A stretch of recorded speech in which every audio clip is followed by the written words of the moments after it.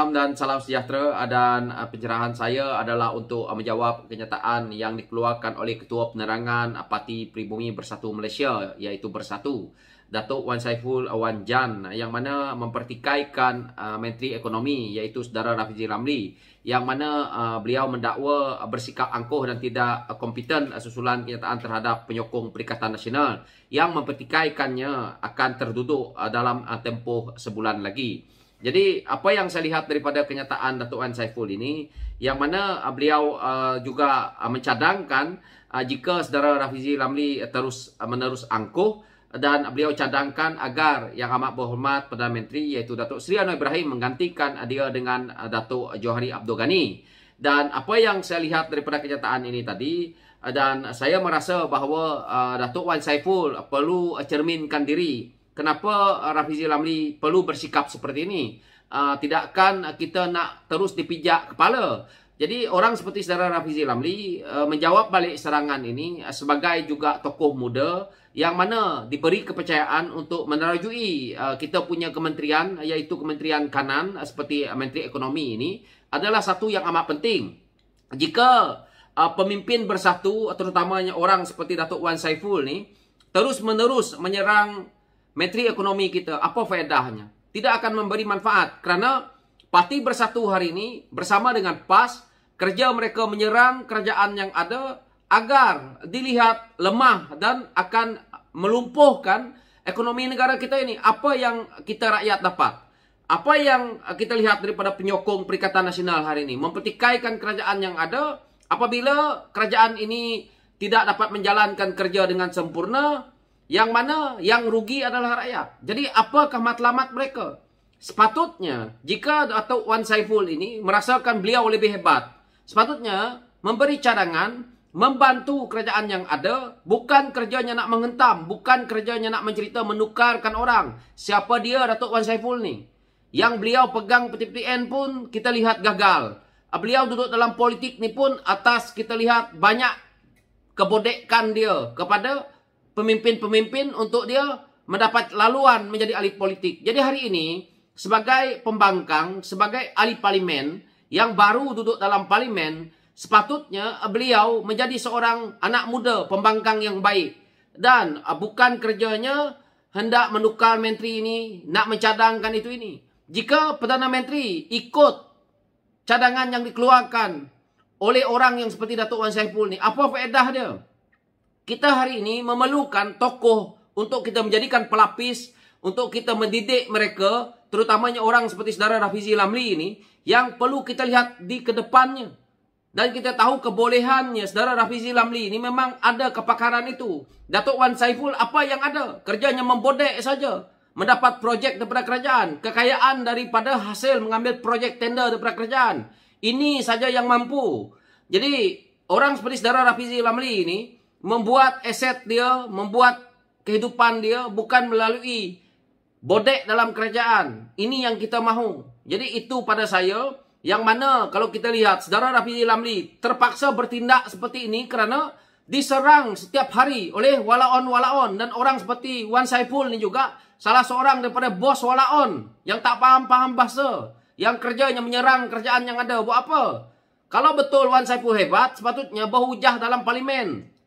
Bukan kerjanya nak membangkang dekat luar yang tak ada asasnya. Yang mana perkara-perkara ini pada saya menyusahkan kita rakyat. Kerja pembangkang hari ini, mereka mempertikaikan kerja yang ada dalam kerajaan, kementerian-kementerian, menteri-menteri yang ada, yang baru saja memegang portfolio, baru saja hendak membuat rancangan. Macam mana nak selesai? Wan Saiful juga kena tahu bahawa apa yang berlaku dalam negara ni bukan disebabkan oleh Pakatan Harapan, tetapi disebabkan oleh kebodohan pemimpin-pemimpin bersatu yang gila kuasa bersama dengan pemimpin PAS apabila mencuri mandat rakyat di PRU ke-14 dengan melalui pintu belakang.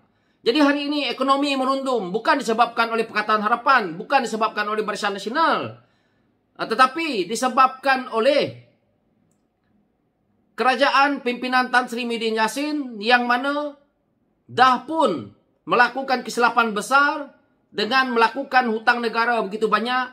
Dengan kita lihat ada sebahagian Menteri-menteri tak boleh buat kerja. Waktu itu dulu, Wan Saiful tak berbunyi. Kenapa Wan Saiful tak menyerang menteri-menteri mereka sendiri? Ini adalah pada saya tidak adil untuk Wan Saiful nak menegur. Kerana hari ini, mereka belum lagi sampai 100 hari pun. Memang wajar kalau saudara Rafizi Ramli bersikap seperti itu. Itu bukan bersikap angkuh, tetapi itu adalah satu ketegasan untuk kita menghentikan perangai-perangai walaon. Jadi, walaon-walaon Perikatan Nasional ni, yang mana diketuai oleh kepalanya Ketua Penerangan Parti Bersatu Malaysia ni, iaitu Datuk Wan Saiful ni sendiri, yang tidak faham bahasa. Jadi, cuba berlagak hebat dalam politik, cuba komplain sana, komplain sini. Dia sendiri tidak ada kelayakan pun untuk menjadi menteri. Sebab itu, dulunya dia pegang PTPN saja.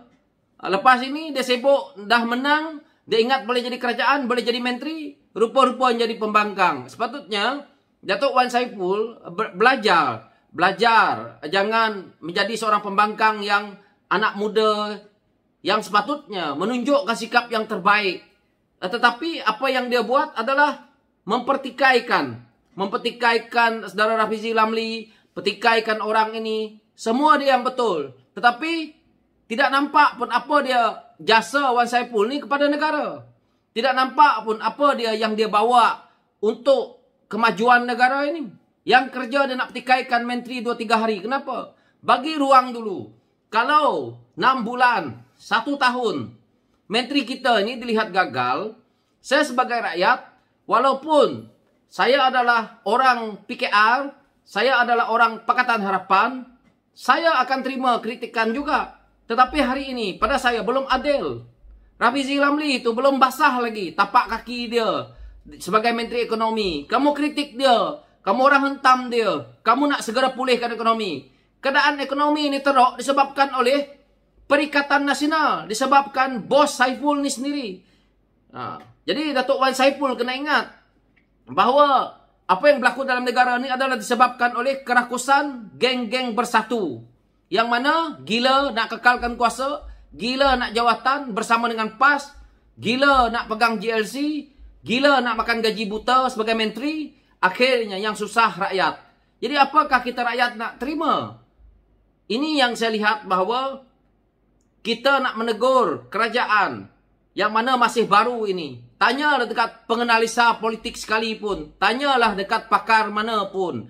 Mereka tetap dengan hujah yang sama, iaitu kita kena beri dulu ruang, bagi dulu mereka peluang untuk apakah sebenarnya yang mereka nak bawa. Apakah sebenarnya hala tujunya. Apakah sebenarnya idea-idea mereka.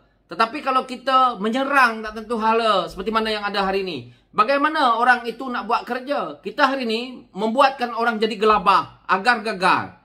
Sedangkan kita rakyat memerlukan, kita jangan gagal. Kita memerlukan supaya negara ini kembali pulih. Tetapi geng-geng pembangkang yang ada hari ini tidak ada kerjasama. Jadi nampak tak? Mereka ini tidak berjiwa besar dalam politik, tetapi hanya untuk kepentingan pribadi demi tembolok mereka sendiri. Hasilnya tidak menguntungkan kita rakyat. Jadi kita rakyat kena berfikir balik bahawa perkara yang mereka cuba buat ini hanyalah propaganda murahan yang tidak mendatangkan hasil kepada kita. So itu pencerahan saya. Sekian, terima kasih.